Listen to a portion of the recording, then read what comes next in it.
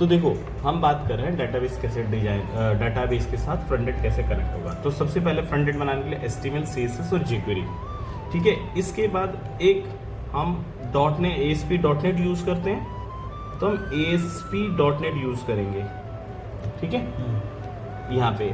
उसके बाद हम क्या करते हैं, यहाँ पे डाटाबेस यूज़ करते हैं, ठीक है। जो भी स्टोर होता है, कोई भी किसी स्टूडेंट का रजिस्ट्रेशन है या कोई भी इंफॉर्मेशन है, वो कहाँ स्टोर होता है, डाटाबेस में। तो इनके बीच एक कनेक्शन एस्टेब्लिश होना चाहिए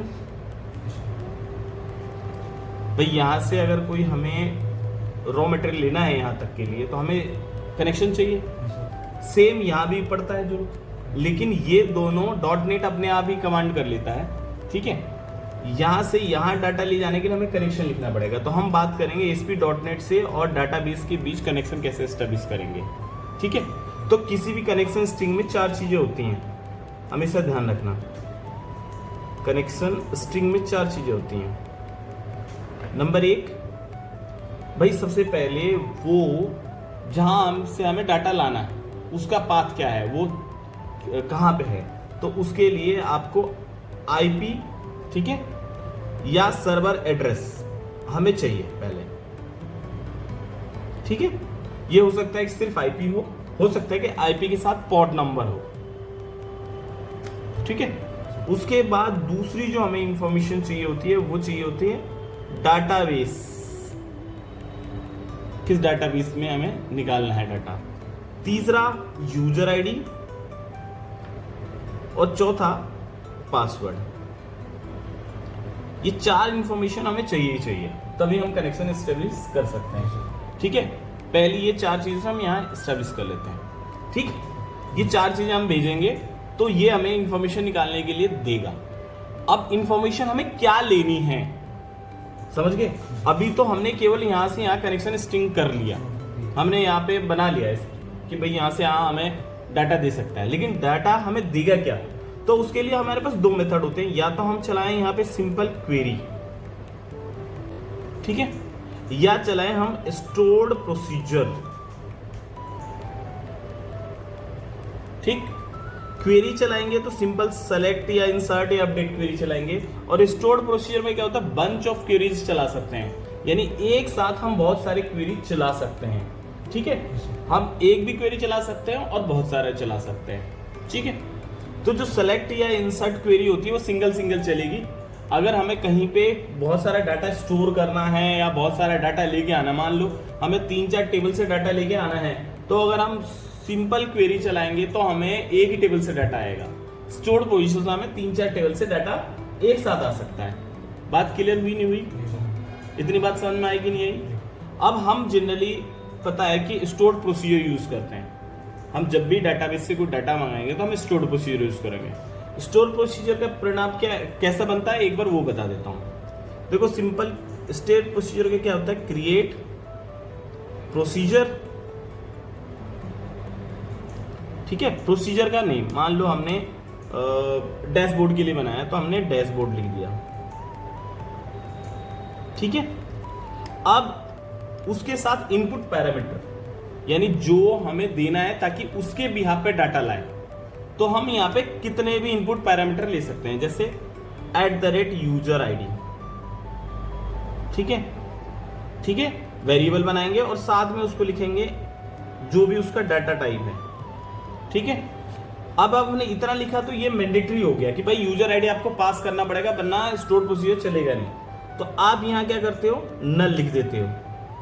तो ये प्रोसीजर तब भी चलेगा जब आप यूजर आईडी पास नहीं करोगे। ये सिंपल सा तरीका है। स्टोर्ड प्रोसीजर का सिंपल सा तरीका है, या तो इनपुट दोगे या इनपुट एक भी नहीं दोगे।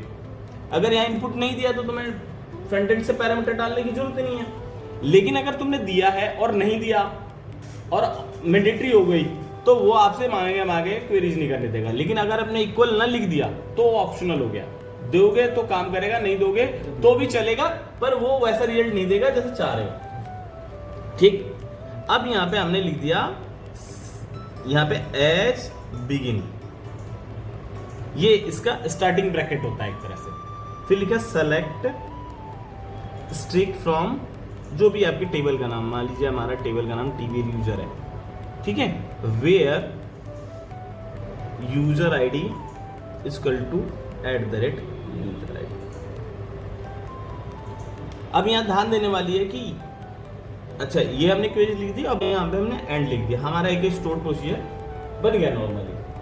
अब ध्यान रखना एक बात कि जिस क्वेरीज के अंदर यहाँ पे स्टिक लिखा हो, कॉलम नेम लिखे हो, वो टेबल काउंट होगी। वो टेबल काउंट नहीं होती जहां पे यहाँ पे कोई वैल्यू स्टोर हो रही हो। वैल्यू स्टोर मतलब अगर आपने कोई वेरिएबल लिया और यहां से वैल्यू वेरिएबल में डाल रहे हैं तो ये टेबल काउंट नहीं होगी। और इसमें जो टेबल काउंट होती है वो 0 से होती है। कहां से शुरू होती है? 0 से। इसका मतलब ये टेबल नंबर 0 है। समझ गए? एक साथ आप कई सारे टेबल यहां से एज ए आउटपुट ले जा सकते हैं। यहाँ पे एक और क्वेरी लिख दूंगा, वो भी टेबल चली जाएगी, कुछ और कर दूंगा वो भी चली जाएगी। लेकिन मैं ये भी कर सकता हूं कि मैं एक भी टेबल ना लेके जाऊं। मान लो हमने अपडेट क्वेरी चलानी थी यहाँ पे और हमने अपडेट क्वेरी लिख दी, तो हमारा उधर तो कुछ जाएगा ही, ठीक। तो हम एक या एक से ज्यादा या दो से ज्यादा हम लेके जा सकते हैं। बिल्कुल क्लियर हो गया? अच्छा, ध्यान रखने वाली बात है पूरी कि पूरे सिस्टम में हम जो भी डाटाबेस से रिलेशन क्वेरीज होगी वो हम इसी प्रोसीजर के अंदर ही बना देते हैं। हम फ्रंट एंड पे कम से कम कोशिश करते हैं कि डाटाबेस से रिलेटेड काम हो, ठीक है। हम सारा काम डाटाबेस पे ही कर देते हैं, क्योंकि डाटाबेस पे काम करोगे तो आपको बार बार वैल्यू इधर उधर ले जानी नहीं पड़ेगी। दूसरा क्या होगा कि डाटाबेस में जो भी चीज रखी जाती है उसका एक स्टैंडर्ड आपका जो होता है वो टाइप होता है, डाटा टाइप होता है, तो आप उसमें आसानी से कर सकते हो। जबकि डाटा SQL से लेकर आप .NET में ले आओगे तो डाटा टाइप में भी डिफरेंशिएट आ जाएगा, ठीक। अब चलते हैं कि भाई हमने ये प्रोसीजर तो बना लिया डैशबोर्ड, अब हम इसको एक्सेस कैसे करेंगे फ्रंट एंड पे, ठीक है। अब मैं आपको जो फ्रंट एंड पे एक्सेस का तरीका बताऊंगा ना, वो एक नॉर्मल और कॉमन बताऊंगा ताकि आप कहीं भी यूज कर लो। नॉर्मल और कॉमन आप कहीं भी यूज कर लो, सिंपल, ठीक है। तो आपको करना क्या है, जहां भी आपको डाटा फेच करना है, फेच करते समय दो बात ध्यान रखना। पहला कि आप क्या दोगे और क्या आप ले रहे हो, ठीक है। हम .NET से क्या करते हैं, क्या देंगे पैरामीटर, यानी हमने जो ये पीछे बनाया था ना प्रोसीजर, उसमें क्या दे रहे हैं और हम क्या लेंगे, ये बहुत महत्वपूर्ण चीज है। आप क्या दोगे और आप क्या लोगे। अब देख लेते हैं, सबसे पहले हम क्या लिखेंगे। सबसे पहले कनेक्शन स्ट्रिंग कनेक्शन बनाएंगे, और कनेक्शन से पहले क्या बनाते हैं, कनेक्शन स्ट्रिंग। कनेक्शन स्ट्रिंग क्या होती है, जिसके अंदर 4 चीजें लिखी जाती हैं सिंपली, ठीक है। हमने लिख दिया एक स्ट्रिंग कनेक्शन, ठीक है। इसके अंदर दे दिया हमने डाटा सोर्स। डाटा सोर्स में हमने क्या दिया, आपकी IP 172.163.121.121, ठीक है, जो भी है। फिर इसी के अंदर हमने दिया डाटाबेस, ठीक है। हम यहाँ पे डाटाबेस का नाम दे देते हैं, जो भी नाम दिया, मान लीजिए रो है, कुछ भी दे दिया, ठीक है। हमने इसके बाद दे दिया आपका यूजर ID XYZ जो भी है। फिर हमने दे दिया पासवर्ड, जो भी आपका 1 2 3 है। ये डाटा कनेक्शन स्ट्रिंग बना दिया आपने। इसके बाद आप एक क्वेरीज लिखोगे, एक स्टैंडर्ड क्वेरीज है। इस क्वेरीज को आप एक बार रट लो, मेमोराइज कर लो, यही क्वेरीज यूज होनी है। वो चाहे आप कोई भी क्वेरीज कर रहे हो, आप यही यूज करना। सिंपल सा तरीका, आपको जब बहुत ज्यादा एक्सपीरियंस हो जाए तो कोई अलग तरीके यूज करना, लेकिन आप जनरली जब तक आपको बहुत ज्यादा क्लियरिटी नहीं हो रही है तो आप एक सिंपल सी 4 लाइन का कोड है, आप उसको रट लो, याद कर लो और उसको ही यूज करो। सिंपल सा तरीका है। देखो, सबसे पहले लिखो यूजिंग, ठीक है। फिर लिखो सबसे पहले कनेक्शन बनाओ, एसक्यूएल कनेक्शन, कोई भी नाम दे दिया, कौन equal to new SQL connection. ठीक है, इस कनेक्शन के अंदर पैरामीटर देते हैं कौन सा, जो कनेक्शन स्ट्रिंग है हमारी। बात समझ में आई? नहीं आई। हमने क्या किया, इस एसक्यूएल कनेक्शन बनाया एक और उसके अंदर कनेक्शन दे दिया। इतनी बात समझ में आ गई? क्लियर है? अब हमने यूजिंग करा है तो इसके अंदर हम फिर लिखेंगे एसक्यूएल कमांड। क्या हम लिखेंगे? SQL command, using SQL command. ठीक है, cmd equal to new SQL command,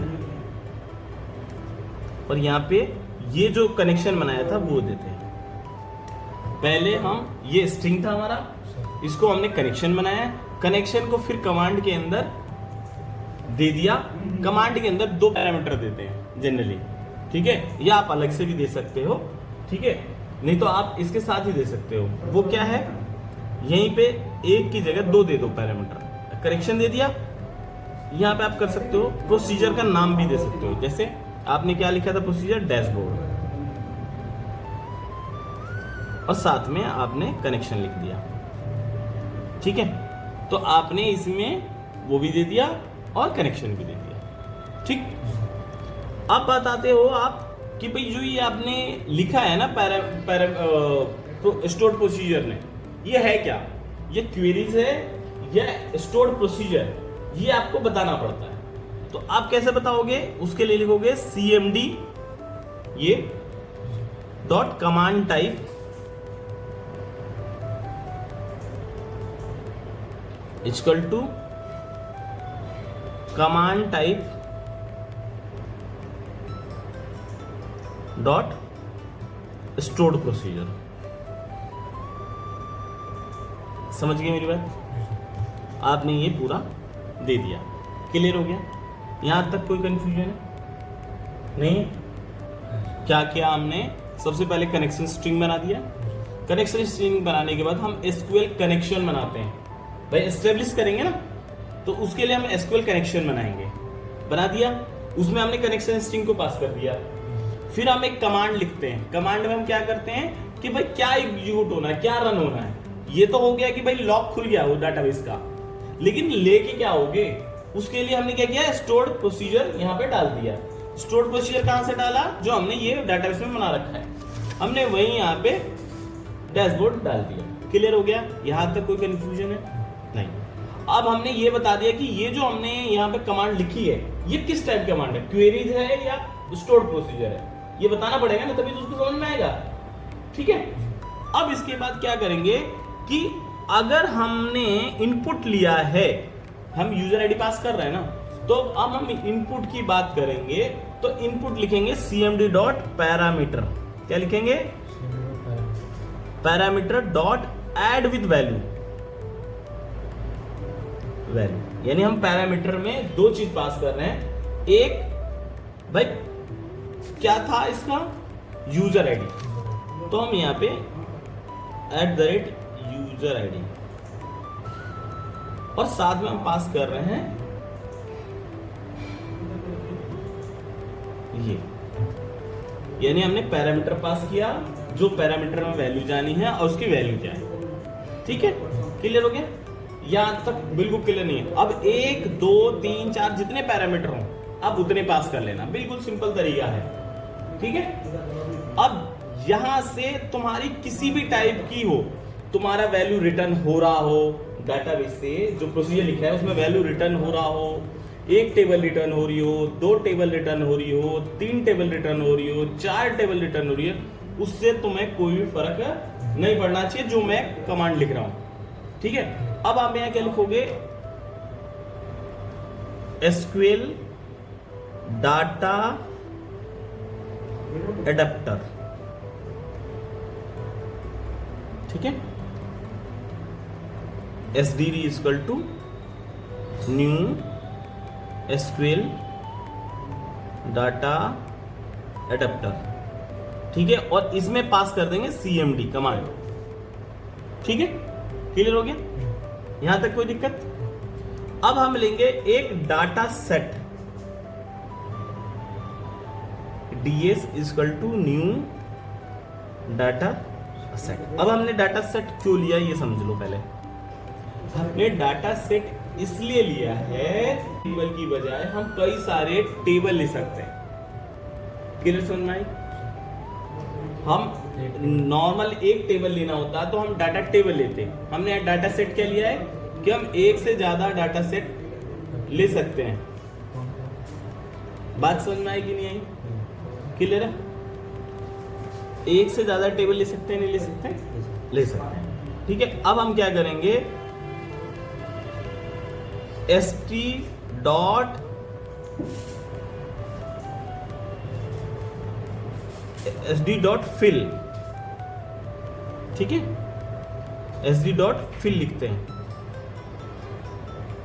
बीच में ds, ठीक है। अब इसके लिखने से क्या हुआ कि तुम्हारा अगर SQL प्रोसीजर से जो भी लिखा है वो सारा उठ के इस ds में वैल्यू आ गई। किसमें आ गई, ds में वैल्यू आ गई। यहां हो गया हमारा काम खत्म, ठीक है।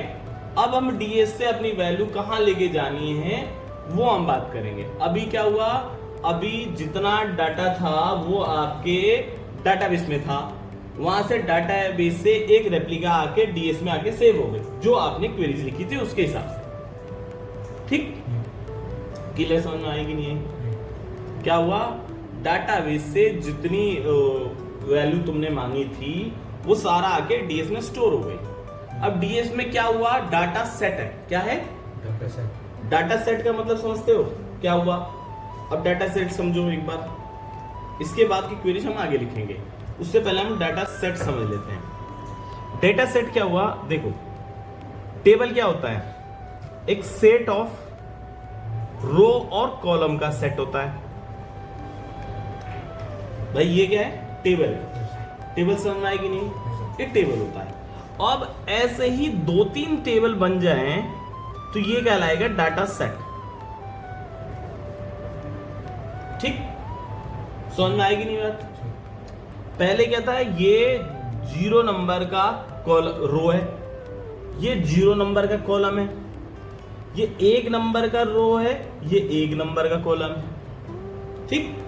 पहली बात समझ में आ गई। अगर इसकी बात करेंगे तो हम क्या लिखेंगे, 0 0, इसकी बात करेंगे तो क्या लिखेंगे, 1 0, इसकी बात करेंगे तो 0 1, इसकी बात करेंगे तो 1 1, ठीक है। सेम इस टेबल में भी बात करेंगे, 0 0 1 1 तो 0 0 0 1 1 0 1 1, जैसे पहले कोऑर्डिनेट लिखते थे हम लोग मैथ्स में, वैसे ही सेम। इतनी बात समझ में आ गई। लेकिन अब हमारे पास 2 टेबल है, अब क्या होगा, अब टेबल का भी नंबर होगा, ये है 0 नंबर की टेबल और ये है 1 नंबर की टेबल। बात समझ में आई कि नहीं आई।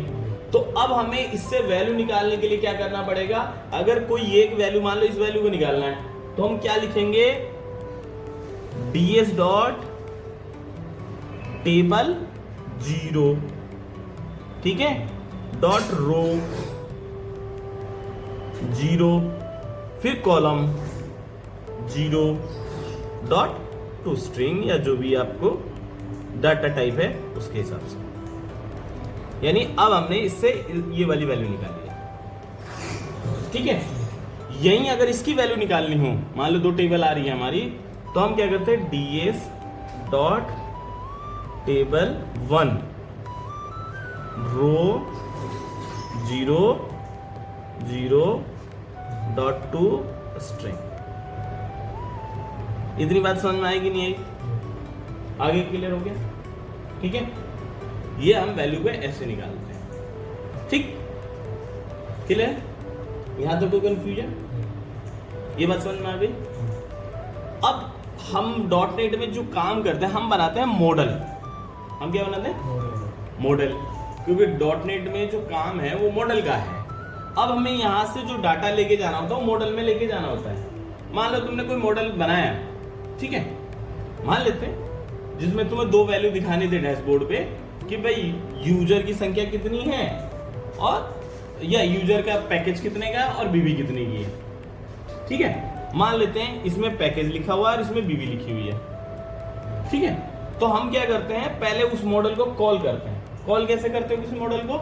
मान लो उसका नाम था यूजर, तो आपने user U equal to new user, तो यू ऑब्जेक्ट बन गया। अब U dot package equal to क्या करेंगे, ds table 0 dot row dot to string, हम इस तरह बना देंगे। फिर ऐसे u डॉट bb, ठीक है, ds डॉट टेबल रो 0 और ये बात, इतनी बात समझ में आएगी नहीं आई?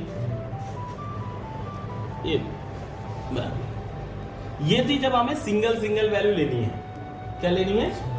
सिंगल वैल्यू लेनी है, तो हम इस तरह से काम करते हैं। लेकिन हमें कोई टेबल ही दिखाना है, जैसे आप कभी दिखाते हो कोई चार्ट कि भाई बच्चों की पूरी अटेंडेंस शीट दिखानी है आपको, तो बच्चे का रोल नंबर 50 बच्चे होंगे, फिर उनकी अटेंडेंस होगी पर डे की, तो वो क्या है, टेबल फॉर्मेट में आएगा।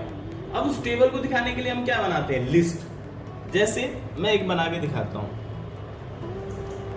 हमने स्टूडेंट करके क्लास बनाई, क्या लिखते हैं, क्लास स्टूडेंट। अब इसमें डाल दिया स्ट्रिंग नेम गेट सेट और स्ट्रिंग रोल नंबर ले लेते हैं, गेट सेट। अब जब आपको इस क्लास का बहुत सारे बच्चों के लेने हैं, तो ये तो एक सिंगल बच्चे का होगा ना, तो हम इसकी पहले बनाते हैं लिस्ट। क्या बनाते हैं, लिस्ट।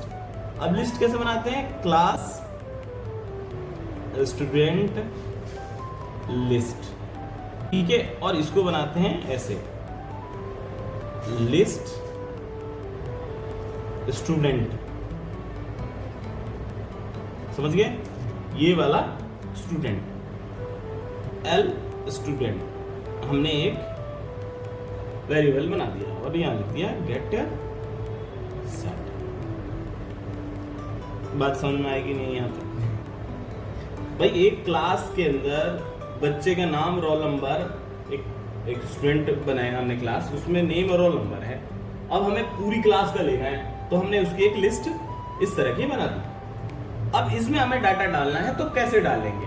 सबसे ज्यादा प्रॉब्लम यही होती है बच्चों को, ये सिंगल वैल्यू तो कर लेते हैं, यह आती है प्रॉब्लम कि भाई ये डाटा कैसे डालेंगे। ठीक, तो इसके लिए हम क्या करते हैं, हमारे पास दो क्लास थी, ठीक, एक थी हमारे पास स्टूडेंट, ठीक, और एक थी हमारे पास एल स्टूडेंट थी।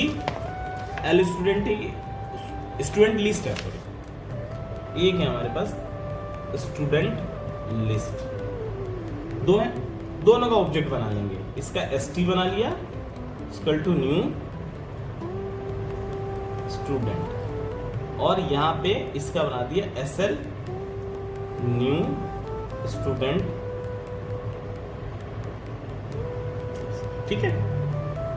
अब हम क्या करेंगे, जो हमारा डाटा सेट मान लो 0 में आया, 0 नंबर की टेबल में आया, ठीक है, तो हम क्या करते हैं, एक बनाते हैं व्हाइल लूप, ठीक है, जब तक कि रो उसकी ज्यादा।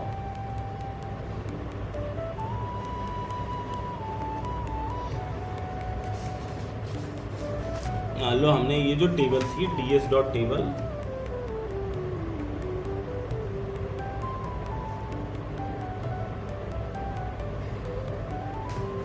हमने ये व्हाइल लूप चला, ठीक, कि जब तक उसकी रो है तब तक चलेगा, ठीक है। सिंटेक्स चेक कर लेना एक बार, लेकिन लूप ऐसे चलाएंगे, ठीक है। अब हम क्या करेंगे, यहाँ पे जो ये स्टूडेंट वाला ये बनाया था ना, ये यहाँ ना बना के हम इसके अंदर बनाते हैं। क्या बनाते हैं, student st equal to new student. ठीक है, अगर यहाँ बनाते हैं तो यहाँ भी ऐसे ही बनाते हैं। ठीक है, अब यहाँ पे st डॉट नेम, ठीक है, ds टेबल 0, ठीक है, डॉट रो में आपने क्या कर रखा होगा, यहाँ पे इंट आई ले लेंगे, आई की वैल्यू 0 सेट कर देंगे। ठीक है, और नीचे आके आई प्लस प्लस कर देंगे। ठीक है, ताकि आई बढ़ता रहे। अब यहाँ पे लिख देंगे आई, ठीक, और यहाँ पे लिख देंगे column dot to string, same st dot roll, same ds dot table 0 row I 1 dot to string. ठीक है, ये हमने कर दिया। अब हमें क्या करना है, इसको एक लिस्ट में पहले ऐड करना है। ठीक है, हम इस वाले में सीधा ऐड नहीं कर सकते, इस वाले में सीधा ऐड नहीं कर सकते। तो हम क्या करेंगे, इस टाइप का एक लिस्ट पहले बना लेंगे। तो यहां क्या करेंगे, लिस्ट बनाएंगे, लिस्ट स्टूडेंट। ठीक है,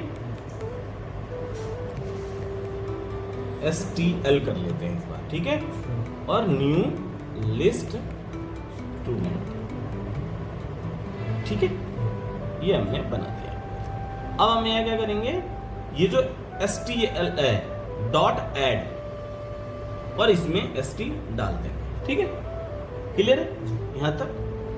अब क्या हो रहा है कि व्हाइल लूप पहली बार चला, एक नया ऑब्जेक्ट st क्रिएट हुआ, उसमें अंदर वैल्यू डली, और उसने क्या किया, लिस्ट में जाके छोड़ दिया इसको। ठीक है, अब नई बार फिर लूप चलेगी तो फिर नया st क्रिएट हो गया।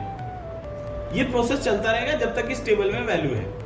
ठीक है, जब तक रो है तब तक चलती रहेगी। ये पूरा प्रोसेस चला, उसके बाद क्या करना है कि इससे ब्रैकेट से बाहर निकल के अब sl डॉट, ये जो sl है, जो स्टूडेंट लिस्ट बनाई है हमने, ये वाली जो हमने बनाई है ना, अब इसका ये वाला वेरिएबल लेंगे, l स्टूडेंट इक्वल टू, ये हो गया हमारा ये stl। ठीक है, अब इस वाले जो ऑब्जेक्ट था, इसमें आपकी सारी लिस्ट आ चुकी है। अब ये मॉडल जो यूज होगा वो आपका SL मॉडल यूज होगा, जहां भी यूज करना है। पेज पे जो यूज करते हो, इंपोर्ट करते हो, SL यूज करोगे। और यहां से वैल्यू भेजने के रिटर्न जो करते हैं, जब रिटर्न करते हैं ना नीचे, तो आप यहाँ पे SL यूज करोगे। यहां से SL चली गई आपकी। ठीक है, और जहां इसको दिखाना है, ठीक है, वो बता देता हूं। अब पेज पे कैसे दिखाते हैं, पेज पे क्या करना होता है, @ लगा देते हैं। ठीक है, इंपोर्ट लगा के भैया जो भी है, तो स्टूडेंट लिस्ट, अगर सीधा मॉडल यूज आ रहा है तो नहीं, तो पूरा वो नेम स्पेस वगैरह करके देना होता है। अब जहां यूज करना है, जिस पेज पे यूज करना है, वहां फिर हम क्या करेंगे, एक फॉर लूप, व्हाइल लूप चला देंगे, और वहां से हम मॉडल के थ्रू ये सारा वैल्यू निकाल देंगे। ठीक है, कैसे निकालेंगे वो मैं बता देता हूं। ठीक है, या पेज पे आता है आपको, या एक काम करते हैं, पेज पे मैं किसी और दिन बता देता हूं।